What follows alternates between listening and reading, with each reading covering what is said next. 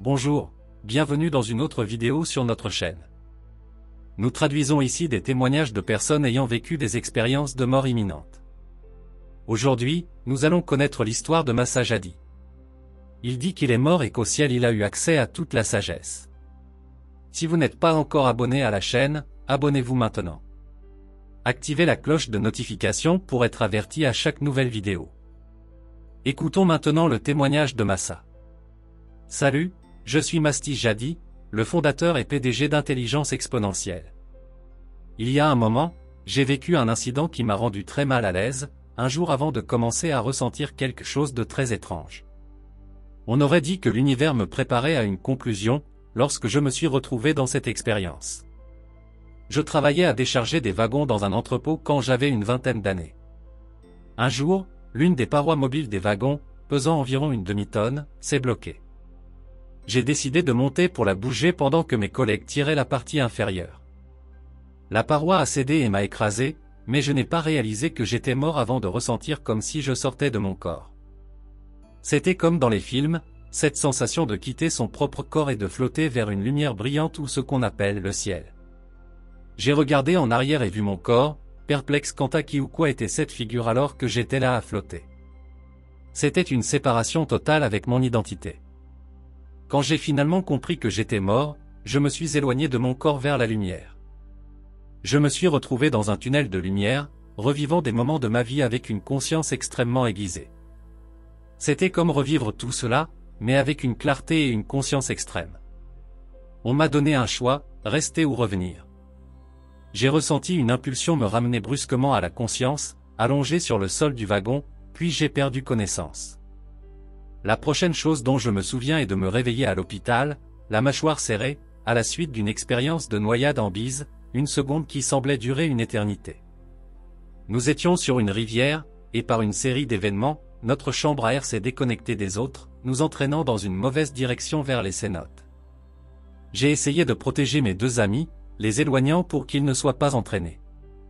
Ils ont réussi, ils étaient en sécurité. Mais ensuite, j'ai été brutalement arraché de mon tube interne et projeté dans ce tunnel. J'ai lutté, rampé, désespérément pour sauver ma vie, m'accrochant à chaque souffle. Mais même en essayant, j'ai été traîné encore plus profondément, vers l'obscurité. Il y a eu un moment où la vie s'arrête simplement, un silence absolu. C'est incroyable comment, en un instant, tout se calme. Et c'est à ce moment-là qu'un bonheur immense m'a envahi. J'ai laissé mon corps derrière moi, comme si je lâchais quelque chose. Je l'ai vu flotter pendant que j'avançais dans le tunnel, transcendant les roches, comme si j'étais de l'éther. J'ai traversé tout ça, ressenti la fraîcheur de la rivière, même sans un corps physique pour ressentir. Je suis passé au néant, franchissant les étapes des tunnels. Le premier consiste à retrouver des proches, des animaux de compagnie, une sorte de bienvenue. Les deuxième, troisième et quatrième sont des couches où l'on revit sa vie.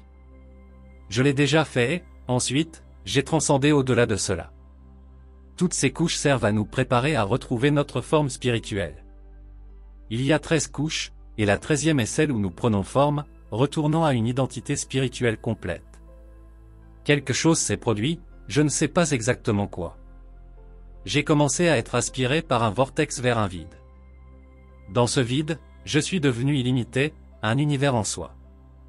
C'était incroyable, sans temps, sans espace. Le bonheur pouvait durer éternellement, car on ne fait rien et il n'y a pas d'ennui, car il n'y a pas de temps. Toutes les possibilités sont là, car vous n'êtes rien. Tout ce qui a été, et où sera est disponible. Je l'appelle un espace céleste incroyable, où l'on a l'impression d'être assis, mais en réalité on flotte.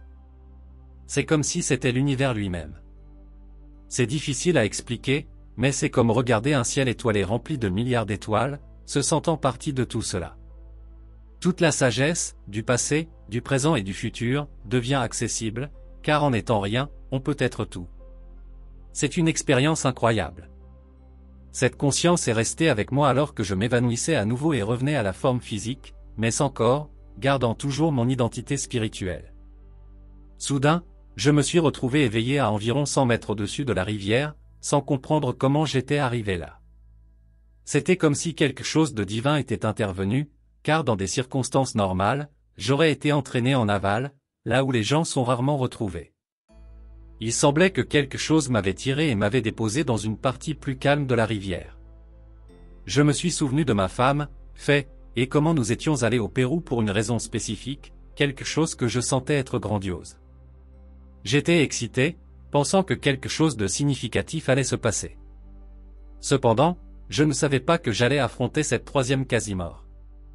Il n'y a pas eu d'avertissement préalable, c'était une surprise. Peut-être que c'était à cause de l'altitude, qui m'a laissé épuisé en minéraux, en particulier le potassium et le magnésium, ce qui a arrêté mon cœur.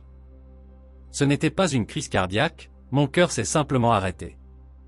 J'étais là, évanoui, à ce moment-là, mon fils était là à l'époque, c'était comme s'il essayait de me retenir ou de prier pour moi.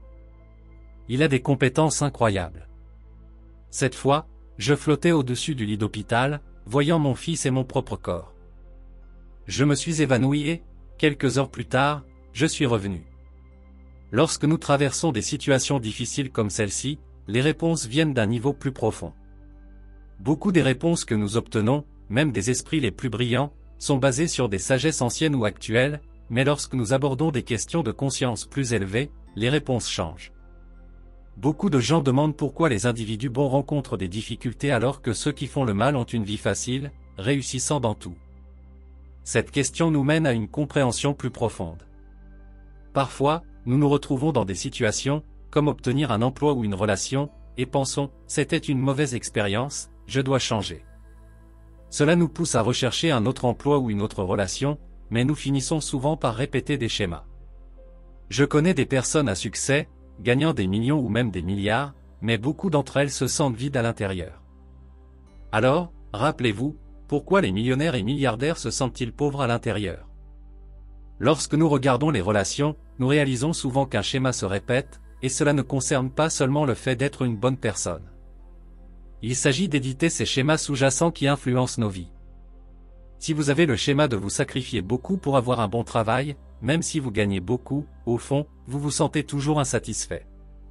En ce qui concerne les relations, si vous finissez toujours par attirer le même type de personnes, il peut y avoir un schéma sous-jacent, que ce soit par l'influence génétique ou les expériences passées des membres de votre famille. Nous sommes la somme de milliers de personnes avant nous. Les schémas que nous portons, même hérités, façonnent qui nous sommes.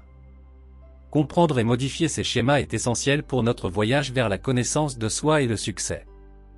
Cela se ramifie rapidement. Les schémas génétiques accumulés, c'est le total de qui nous sommes. Certaines personnes disent malchance dans la famille, comme une prédisposition aux problèmes cardiaques ou au cancer. De même, certaines personnes ont une prédisposition à la chance. Ce sont des schémas sous-jacents en action.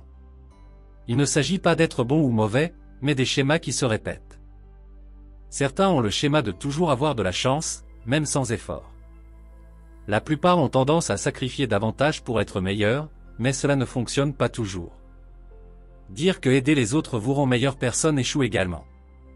Souvent, plus quelqu'un se donne, plus il se perd, devient destructif. Les personnes bienveillantes traversent des moments difficiles, ce n'est pas une question d'être bon ou mauvais. Pour la plupart, ce qui est bon ou mauvais est relatif. Par exemple, j'ai été mort 3 fois, des expériences que je considère comme les meilleures. Le succès vient souvent après des moments difficiles, où l'on découvre le véritable potentiel.